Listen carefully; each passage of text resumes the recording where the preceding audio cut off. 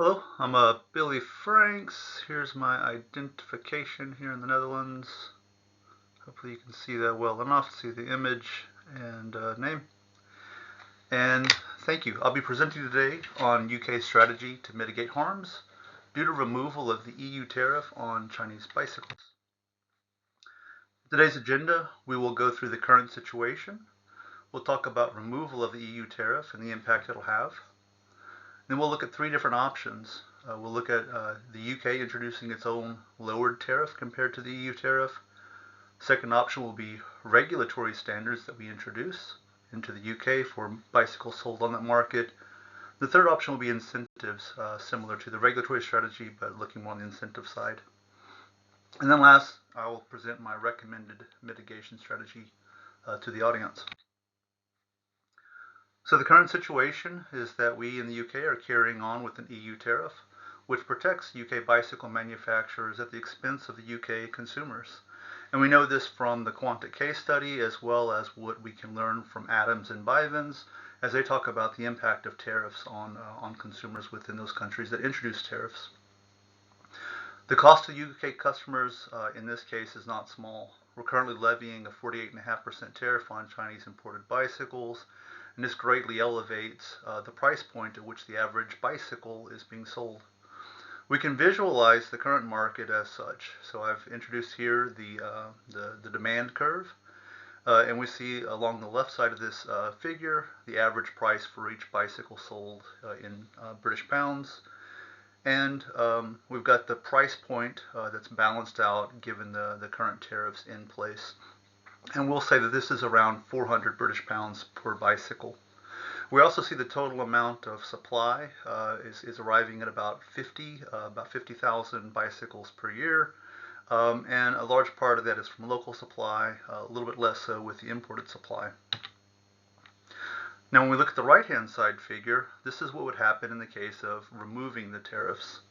The price point would then lower down, so the demand curve would go to the right, allowing us to see that there's going to be more close to like 64,000 bicycles sold per year at a new average price point around 260 to 270 pounds per bicycle, factoring that 48.5% reduction in cost that we would see for the UK bicycles.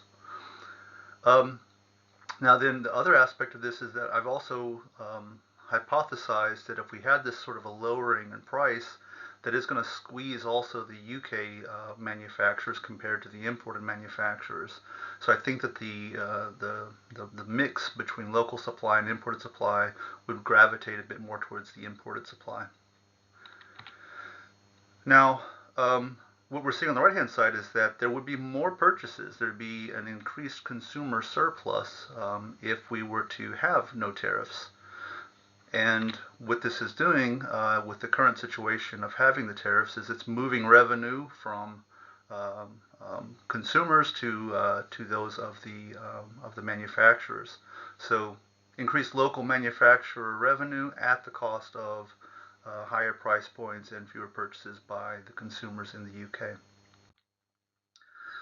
Now we'd like to address this. So one of these is we can reduce the current 40.5% tariff on Chinese imported bicycles to be only 25%. This is going to increase the local competition in the UK market, and it's going to benefit the UK consumers. Now, we can also think about what's the deadweight loss that we would remove by lowering the tariffs. And we're going to visualize this as follows. So on the left-hand side, we have the current economic surplus, that being the sum between the consumer surplus and the amount of profit that's happening, or the price that's happening above the profitable price point for the manufacturers. So this is with the tariffs in place. And then if we introduce a lowered tariff, this would be lowering as well the price point on average. We'd be moving to the right on the demand curve.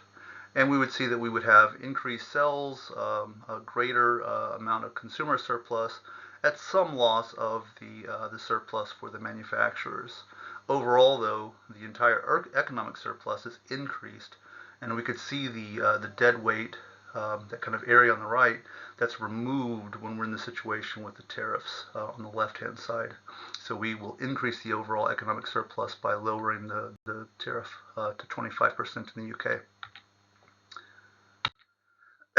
Now, in option 2, we'll be thinking about the regulatory standards.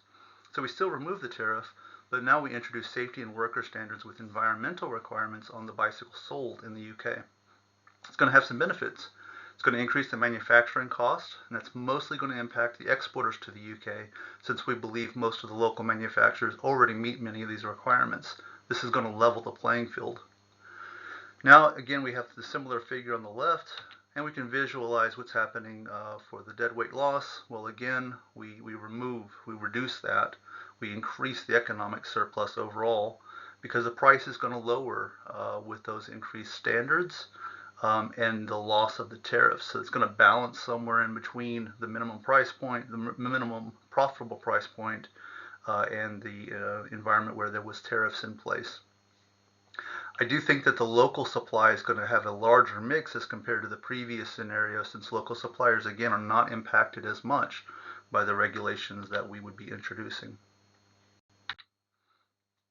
And then the third scenario is the incentives. So we still remove the tariffs, but now we introduce a carbon tax applicable to both manufacturing and shipping costs, activities. And we recycle, we give recycling rebates on the parts that are used into the bicycles for all bicycles sold in the UK. This is going to increase the manufacturing and shipping costs. It's mostly going to impact the exporters to the US and thereby level the playing field in the UK market. It's going to be a very similar outcome as the previous slide. Again, we're going to remove some deadweight loss, so we've got an increased economic surplus on the right-hand figure as compared to the left, and we'll balance out some price point that factors in the incentives, but also the removal of the tariffs. I think this is going to be something that we could handle in a very, we could balance it out to be a very similar average price point via the incentives approach or via the regulatory standards approach. Now, in terms of a recommendation, all three options serve to increase the consumer surplus while protecting local suppliers to varying degrees. Now, the tariffs, though, do not address broader consumer concerns. They go beyond price. And in fact, some of those concerns can be worsened by the elements of having that tariff in place. So we don't incentivize better standards for the workers, safety requirements on the bicycles, or reduced environmental impact by introducing a tariff. So I think this is not one of the options that I would recommend compared to the other two. But if we look at the other two options, I think that the standards have more visibility to our consumers. They can be set to achieve similar outcomes as incentives in this case. And for that reason, I would recommend that we set new regulatory standards to have the impact both on the price point, but also the broader impact on the environment as well as safety and worker rights. So thank you for your time, and hope you take my recommendations into consideration.